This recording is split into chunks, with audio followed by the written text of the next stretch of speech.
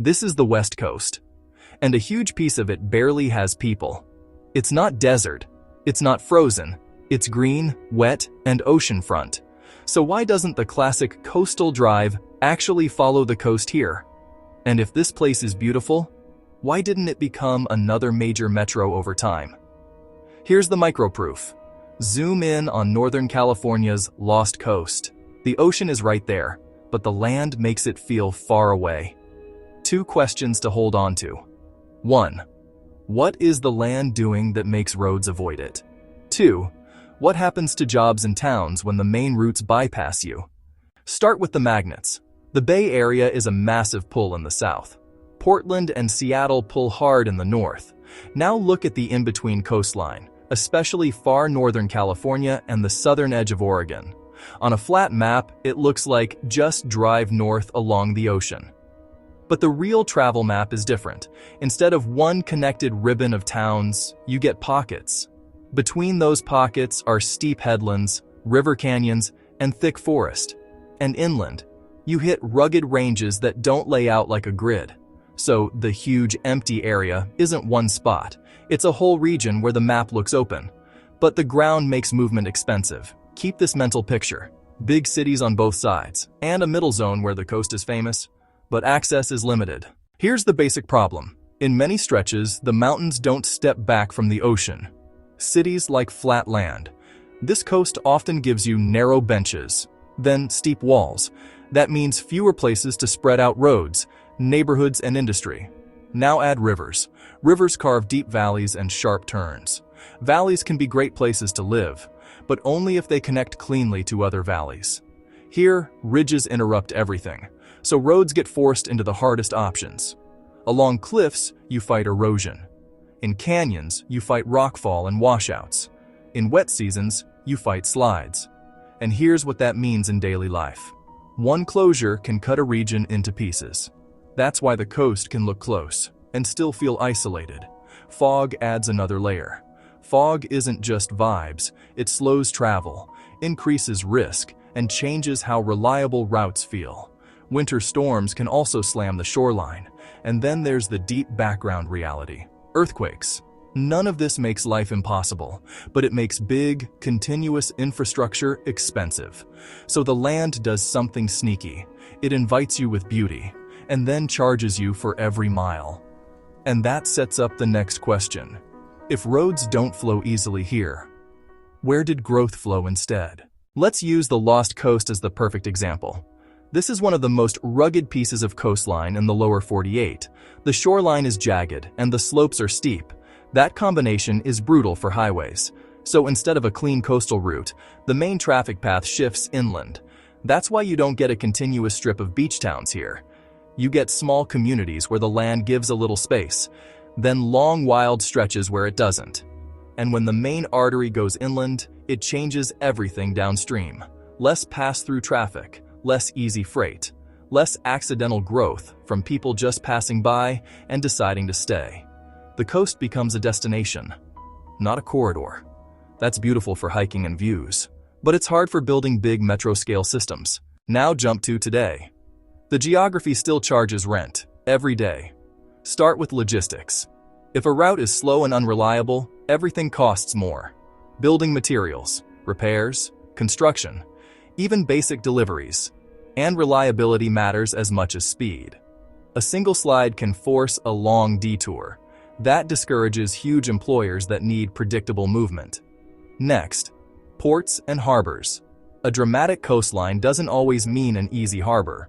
Big ports prefer protected water, big flat staging areas, and easy highway and rail access.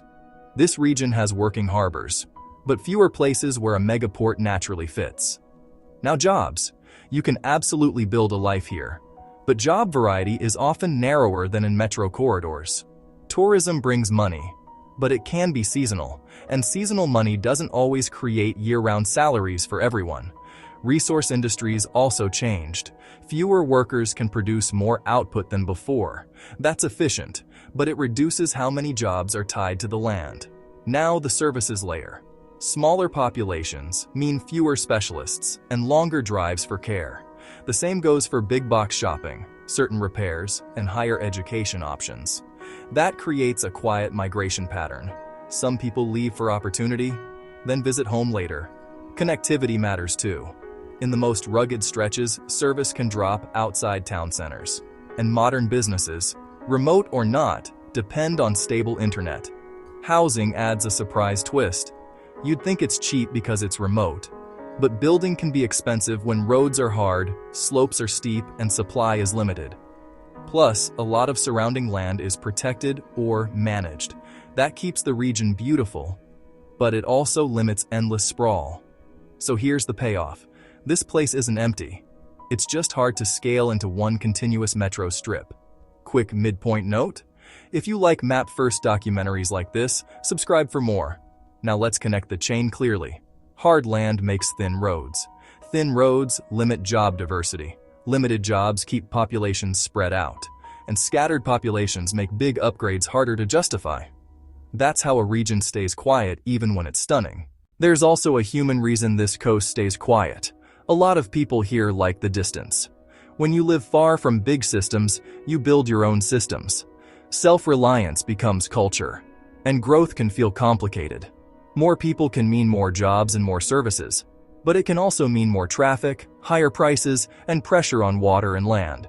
That creates a push and pull. Some communities fight for development. Others fight to keep the wild feeling intact. And because the buildable land is already limited, even small projects feel big. So the emptiness isn't always an accident. Sometimes it's a choice, made again and again, one decision at a time. So could this quiet stretch ever become the next boom region? The first wild card is remote work. If your job isn't tied to a downtown, scenery matters more than commute. But remote work still needs three things: stable internet, stable services, and stable access. And those are exactly the hardest things to scale here. Another pressure is climate comfort. Some people look for cooler summers and greener landscapes, but risk doesn't vanish. And because so much land is protected, growth would stay pocket-shaped. That means this region could attract newcomers, without ever turning into one continuous city strip like parts of Southern California. In other words, more people, yes, but still a lot of quiet. Time to close the loops. First, why does the coastal drive disappear here? Because in this stretch, the mountains win the shoreline. Roads either detour inland, or they stop being practical. Second, why didn't this become another mega metro? Big metros need easy movement, flat land, reliable routes, and scalable services. Here, every one of those costs more and breaks more often. So the chain reaction holds. The twist is this: it's not empty because it's ugly, it's empty because it's demanding. Now I'm curious, if you had to live here, would you choose the coast or the inland valleys? And why? If you want more geography stories that explain the map like a mystery, subscribe. This is the West Coast's edge of the map. Big cities on both sides, and quiet power in between.